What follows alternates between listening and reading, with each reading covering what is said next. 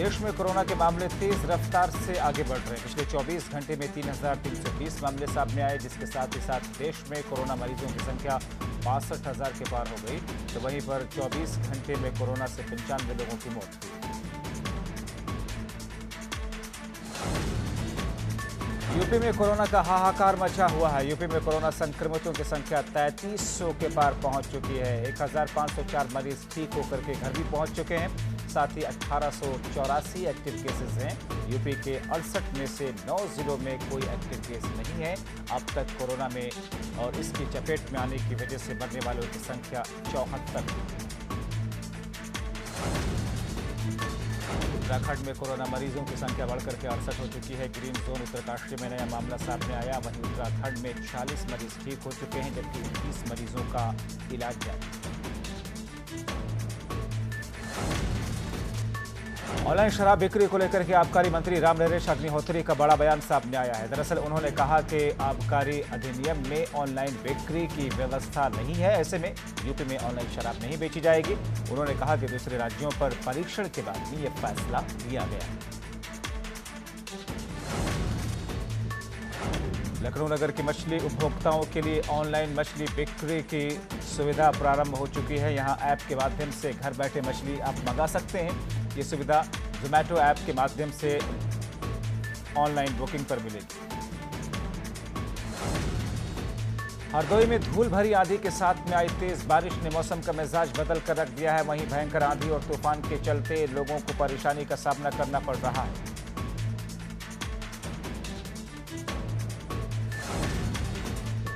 भयंकर धूल भरी आंधी से जनजीवन बुरी तरीके से अस्त व्यस्त हो चुका है। वहीं पर किसानों के लिए ये आंधी आफत की तरह बनकर के आई। फसलों सब्जियों को भारी नुकसान होने की आशंका। तेज आंधी के चलते शहरी इलाकों में बिजली भी ठप। यूपी के तराई जिले लखीमपुर खीरी में मौसम का मिजाज बदल गया। धूल भरी आंधी के साथ तेज बारिश से एक तरफ जहां पर मौसम हुआ ठंडा, तो वहीं तेज आंधी ने जनजीवन अस्त व्यस्त कर दिया। धूल भरी आंधी के चलते दिन में ही रात जैसा माहौल बन गया। यूपी में बारिश, आकाशीय बिजली और ओलावृष्टि का कहर। पूरे प्रदेश में 7 लोगों को मौत ने अपनी चपेट में ले लिया। फतेहपुर में 1, बलिया में 2, कासगंज में 3 की मौत हुई।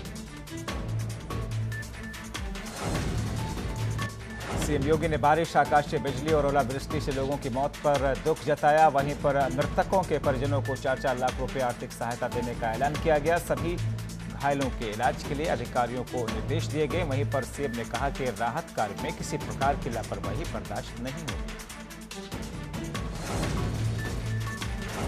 बेमौसम बारिश की मार ने किसानों को लगातार परेशानियां दे रखी है। गाजीपुर में प्याज की खेती की काफ़ी नुकसान की खबरें हैं। किसानों के प्याज की खेती बर्बाद हो चुकी है। लॉकडाउन के चलते मार्केट तक प्याज की फसल नहीं पहुंच पा रही है, जिसकी वजह से किसानों को दोहरी मार झेलनी पड़ रही है। लखनऊ के हजरतगंज चौराहे पर महिला पुलिस कर्मियों ने आज केक काट करके मनाया मदर्स डे। महिला थाना प्रभारी हजरतगंज चौराहे पर ड्यूटी के साथ में मां का भी फर्ज निभा रही हैं।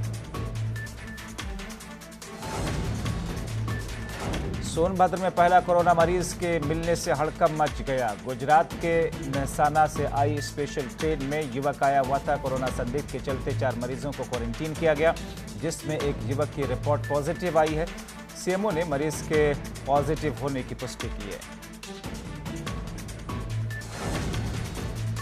जालौन में कोरोना पॉजिटिव मरीज का ग्राफ लगातार बढ़ता ही जा रहा है। जालौन में कोरोना पॉजिटिव मरीज की संख्या तेजी से बढ़कर के 30 तक पहुंच चुकी है। सभी मरीज पूर्व में पाए गए कोरोना पॉजिटिव जिसके संपर्क में आए थे, जिला प्रशासन के द्वारा इनको मेडिकल कॉलेज भेजा गया और इनके संपर्क में आने वाले लोगों का पता लगाया जा रहा है। फर्रुखाबाद में कोरोना संक्रमण के आंकड़े अभी भी बढ़ते जा रहे हैं। वहीं अहमदाबाद से आए टेक्सटाइल मिल कर्मचारी की कोरोना जांच पॉजिटिव सामने आई है। युवक को हॉस्पिटल भेज दिया गया है। वहीं पर दूसरे पूरे क्षेत्र को सील कर दिया गया है। बाजार बंद है। रायबरेली में एक बुजुर्ग में कोरोना पॉजिटिव मिला है। बुजुर्ग कैंसर की बीमारी से ग्रसित था। हालत गंभीर होने की वजह से बुजुर्ग को लखनऊ रेफर कर दिया गया। इसके साथ ही संपर्क में आए लोग क्वारंटीन किए जा रहे हैं। अब तक जिले में मिलने वाले पॉजिटिव मरीजों की संख्या 48 हो चुकी है। वहीं पॉजिटिव एक्टिव केसेस की संख्या 14 है। कोरोना पर ग्रेटर नोएडा से राहत भरी खबर सामने आई है। 16 कोरोना संक्रमित मरीज आज डिस्चार्ज किए गए हैं। ये सभी मरीज शारदा हॉस्पिटल में भर्ती थे। अभी तक गौतम बुद्ध नगर में 216 लोगों में कोरोना की पुष्टि हुई है। वहीं पर 137 मरीज इलाज के बाद ठीक हो चुके हैं। देश भर में कोरोना के मामले बढ़ते हुए तेजी से आगे जा रहे। कोरोना संकट को देखते हुए इस वक्त दूसरे राज्यों में फंसे मजदूरों का पलायन लगातार जारी है। देश में लॉकडाउन का असर सबसे ज्यादा मजदूर वर्ग पर पड़ा है। हजारों की संख्या में इस वक्त लोग यूपी एमपी बॉर्डर पर फंसे हुए हैं। महोबा में हजारों की संख्या में मजदूर पहुंचे, जिन्हें पुलिस ने बॉर्डर पर रोक दिया। जिला प्रशासन इन सभी लोगों को महोबा के आगे जाने से मना कर रहा है। केंद्र सरकार ने लॉकडाउन में अपने क्षेत्रों से दूर फंसे मजदूर, छात्रों तथा अन्य लोगों को घर पहुंचाने के लिए श्रमिक स्पेशल ट्रेन चलाने की इजाजत दी है। इसी के चलते गुजरात प्रांत में फंसे 1200 मजदूरों को लेकर के श्रमिक स्पेशल ट्रेन कल सोमवार को इटावा आ रही है। इसी के मद्देनजर डीएम जेबी सिंह ने इटावा रेलवे स्टेशन का आज रविवार की शाम निरीक्षण किया। प्रवासी मजदूरों का पलायन अब भी जारी है। मजदूर साइकिल के साथ में पैदल ही सैकड़ों किलोमीटर की यात्रा कर रहे हैं। पैसे नहीं होने के चलते मजदूर साइकिल से यात्रा करने को मजबूर हैं, पैदल चलने को मजबूर हैं। जालौन में मजदूरों के आने का सिलसिला लगातार जारी है। हजारों की संख्या में मजदूर जालौन झांसी बॉर्डर पर पहुंचे। वहीं पर जालौन प्रशासन ने सभी मजदूरों को बॉर्डर पर रोक लिया। सूचना पर मौके पर पहुंची पुलिस फोर्स। ग्रेटर नोएडा में घर जा रहे प्रवासी मजदूरों को पुलिस ने पकड़ लिया, जिसके बाद में सभी का मेडिकल चेकअप करा करके उन्हें शेल्टर होम भेजा गया। ईस्टर्न पेरिफेरल एक्सप्रेस वे से होते हुए सभी मजदूर घर की तरफ जा रहे थे। ललितपुर में मजदूरों से भरा वाहन पलट गया, जिसकी वजह से सभी मजदूर घायल हो गए। वाहन में 8 मजदूर सवार थे। सभी घायल मजदूरों को अस्पताल में भर्ती कराया गया। ये मजदूर मुंबई से जौनपुर की तरफ जा रहे थे। पैदल चलते हुए रास्ते में वाहन मिलने से ये वाहन में बैठे।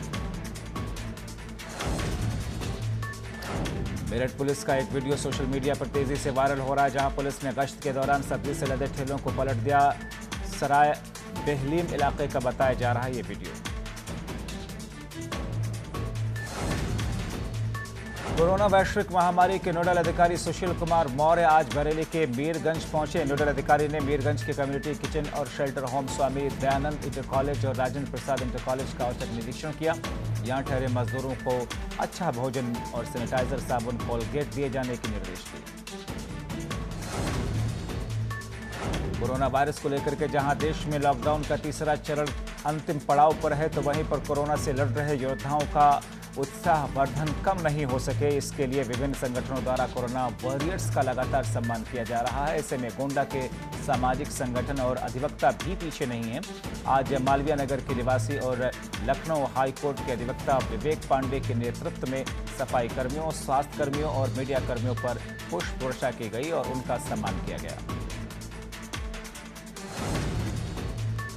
अलीगढ़ में बच्चों के खेलने को लेकर के दो पक्षों में जमकर के विवाद हुआ। एक पक्ष के बच्चे और महिला समेत 4 लोग हुए घायल। पीड़ित परिवार ने दबंग की दबंगई के पुलिस को शिकायत दी, लेकिन अनसुनी की बात सामने आ रही है। पीड़ित परिवार ने घायल सदस्यों को अस्पताल में एडमिट नहीं करने का आरोप लगाया है।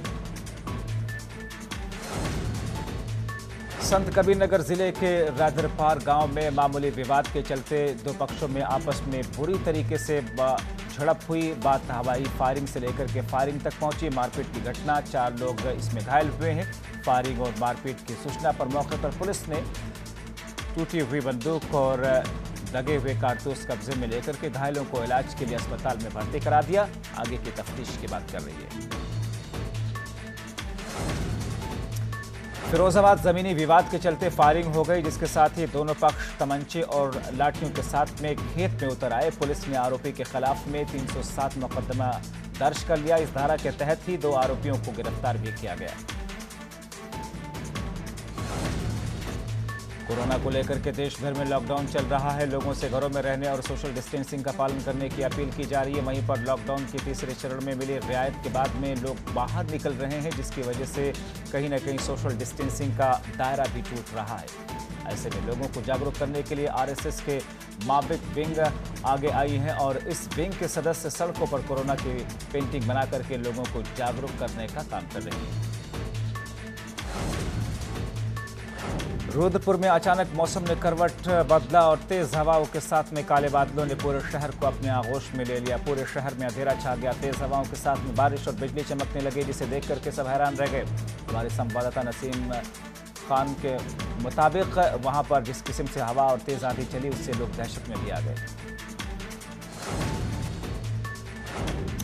महामारी कोरोना को लेकर के जहां पर प्रशासन लोगों की मदद करता हुआ दिख रहा है, ऐसे में समाज के कुछ लोग ऐसे भी हैं जो अपने निजी स्रोतों से लोगों की मदद करने में लगे हैं। शहर के एक प्राइवेट संस्थान में नौकरी करने वाले विमलेश भदौरिया, जो कि लॉकडाउन की शुरुआत से ही प्रतिदिन 50 लोगों को भोजन मुहैया कराने का काम कर रहे हैं, उसे अभी तक बरकरार रखा है।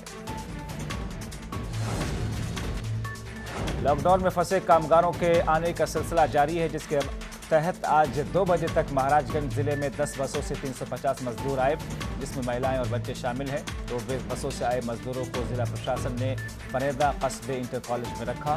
स्वास्थ्य विभाग की टीम इनका सुबह 6 बजे ही मेडिकल परीक्षण कर रही है। इसके बाद में रोडवेज बसों से इनको घरों के लिए भेजा जाएगा। कई राज्यों से लौट रहे सैकड़ों मजदूरों को मेरठ गढ़ मार्ग पर हापुड़ सीमा में घुसने से रोक दिया गया। ऐसे में मजदूर महिलाओं और छोटे बच्चों के साथ में मजदूर सड़क के किनारे लेटे हुए नजर आए। शाहजहांपुर के चेयरमैन राना खान ने दरियादिली दिखाते हुए इन मजदूरों के लिए रहने और खाने की व्यवस्था भी की।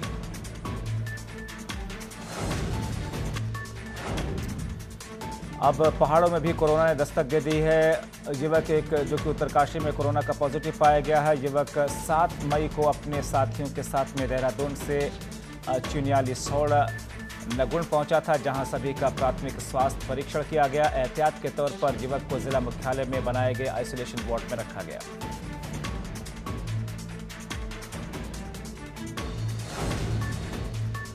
उत्तराखंड से जहां प्रवासियों को लाया जा रहा है, वहीं पर प्रदेश से बाहर भी लोगों को भेजा जा रहा है। ऐसे में कांग्रेस प्रदेश अध्यक्ष प्रीतम सिंह सरकार की व्यवस्था जांचने के लिए महाराणा प्रताप स्टेडियम पहुंचे।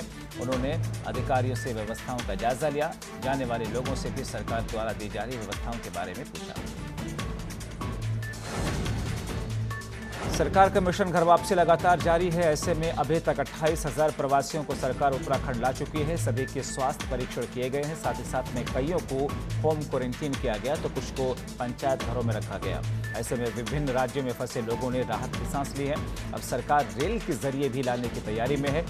सीएम ने रेल मंत्री से 40,000 दिल्ली में फंसे लोगों को भी लाने की मंजूरी ली है। वहीं पर घर में पहुंच रहे तमाम प्रवासी सरकार को धन्यवाद दे रहे हैं।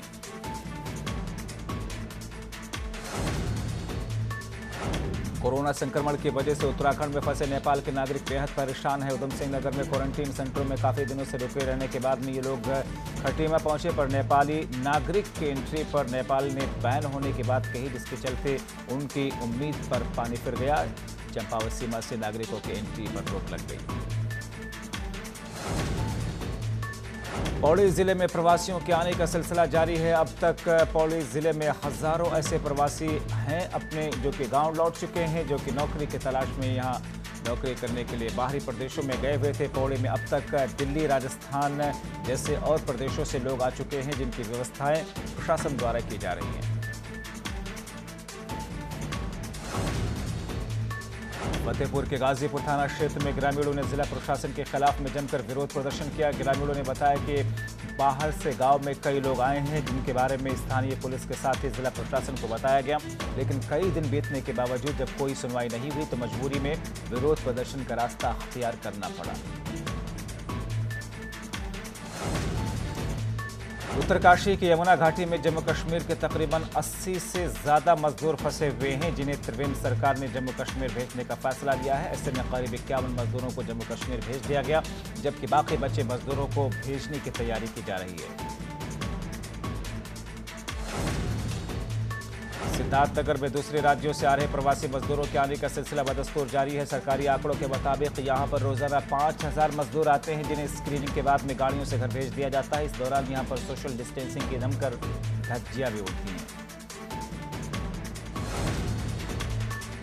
बाराबंकी पुलिस ने डबल मर्डर का खुलासा किया है। दरअसल अपराधियों ने अपराध को छिपाने के लिए एक शव को आग के हवाले कर दिया था, जबकि दूसरे को रेलवे ट्रैक पर फेंक दिया था। लेकिन पुलिस ने कड़ी छानबीन के बाद में अपराधी राम अभिलाष और अशोक को गिरफ्तार करके जेल भेज दिया।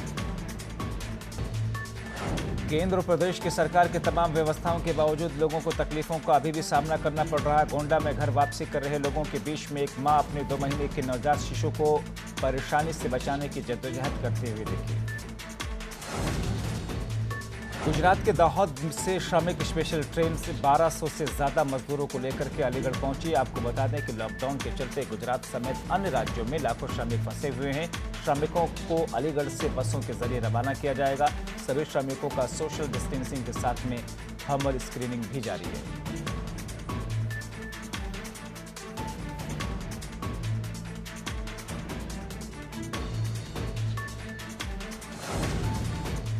मथुरा के कोसी कला इलाके में उस वक्त हड़कंप मच गया जब नहर में नहाते वक्त 8 बच्चे डूब गए। ऐसे में वहां मौजूद लोगों ने 6 बच्चों को किसी तरीके से बचा लिया, लेकिन 2 बच्चे अभी भी लापता हैं। मौके पर पुलिस गोताखोरों की मदद से बच्चों को ढूंढने की कोशिश में लगी हुई है।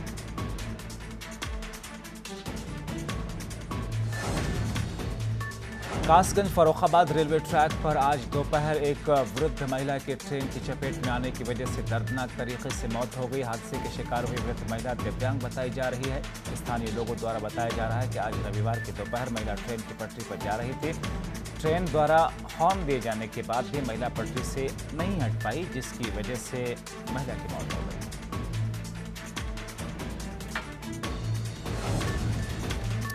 फतेहपुर में लॉकडाउन का फायदा उठाते हुए खनन माफिया जमकर देखे जा रहे हैं। ओवरलोडिंग कर रहे हैं। रोक टोक न होने के चलते जमकर खनन माफिया यहां पर खनन कर रहे हैं।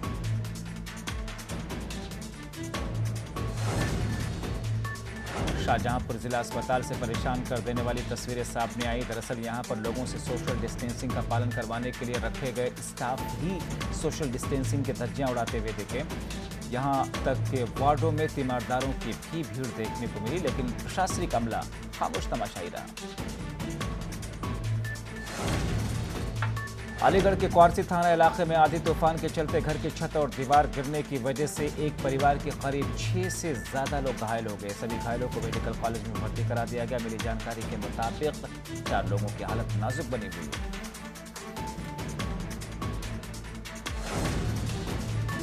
एक तरफ जहां देश के प्रधानमंत्री लोगों से कोरोना वॉरियर्स का सम्मान और सोशल डिस्टेंसिंग का पालन करने के लिए अपील कर रहे हैं, वहीं पर कुछ लोग सोशल डिस्टेंसिंग का पालन करवा रही पुलिस से ही भिड़ जाते हैं। कानपुर में जहां पर होमगार्ड ने लोगों को भीड़ लगा करके खड़ा होने से मना किया, तो दबंगों ने होमगार्ड की पिटाई कर दी, बुरी तरीके से घायल कर दिया। ऐसे में पीड़ित होमगार्ड ने मामले की शिकायत पुलिस से की, लेकिन अभी तक दबंगों पर किसी तरह की कार्रवाई नहीं हुई।